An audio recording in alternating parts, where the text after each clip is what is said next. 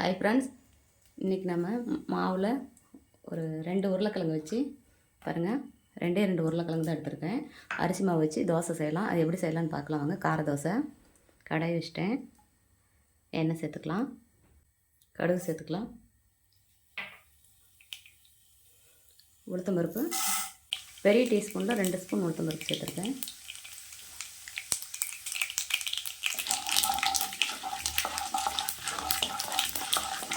கருவேப்பிலை சேர்த்துக்கலாம்.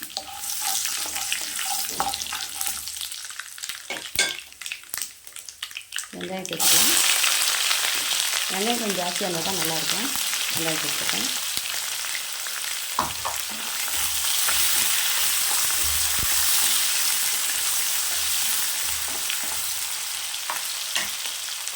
நான் 2 வரமிளகா தான் போட்டிருக்கேன்.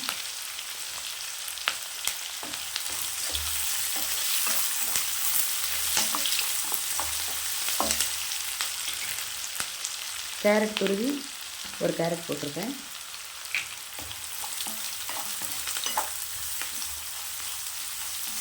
போதும், பாதி வதங்கினா போதும்.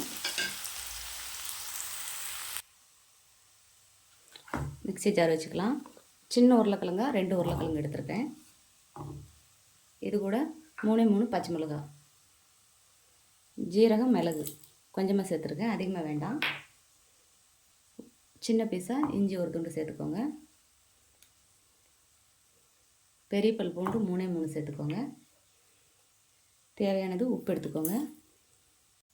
ரவை நான் அந்த மாதிரி ஊற வச்சுருக்கேன். ரவை இதில் சேர்த்துக்கலாம்.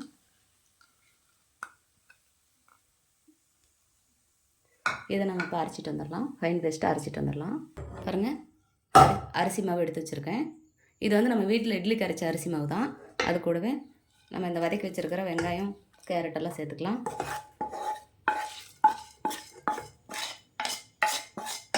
கொத்தமல்லி தழை சேர்த்துக்கலாம். அரைச்சி வச்ச உருளைக்கிழங்குலாம் இதில் சேர்த்துக்கலாம். கூடவே 1 கப் கோதுமை மாவு போதும். 1 கப் சேர்த்துனா போதும். இது தேவையான அளவு தண்ணி சேர்த்துக்கோங்க. இதை நல்லா கலந்து விட்டுக்கலாம். இதெல்லாம் குழந்தைங்களுக்கு ரொம்ப சத்தானது, ஹெல்த்தியானது. இந்த மாதிரி ஒரு டைம் செஞ்சு கொடுங்க. பாருங்கள், இதுக்கு வந்து தேங்காய் சட்னி, கார சட்னிலாம் ரொம்ப டேஸ்டியாக இருக்கும். நம்ம தோசை ஊற்றி பார்க்கலாம். அவ்வளோதான் நம்ம இதுக்கு தேவையானது. கல் காஞ்சிருச்சு.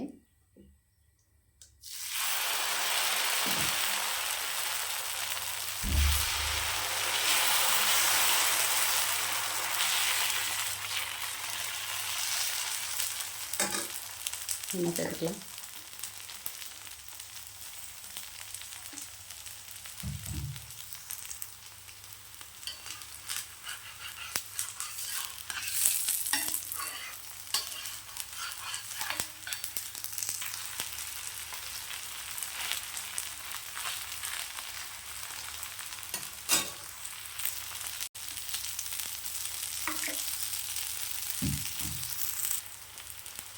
பாருங்கள், தோசை ரெடி ஆகிடுச்சு.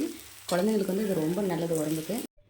பாருங்கள், உருளைக்கிழங்கு கார தோசை ரெடி ஆகிடுச்சு. இதேமாதிரி நீங்களும் உங்கள் வீட்டில் செஞ்சு பாருங்கள். செஞ்சு பார்த்துட்டு எப்படி இருக்குன்னு எனக்கு ஒரு கமெண்ட் பண்ணுங்கள், லைக் பண்ணுங்கள், ஷேர் பண்ணுங்கள், ஒரு சப்ஸ்கிரைப் பண்ணிடுங்க. கடலை சட்னி, தேங்காய் சட்னி, கார சட்னி செம்ம டேஸ்டியாக இருக்கும். செஞ்சு பாருங்கள்.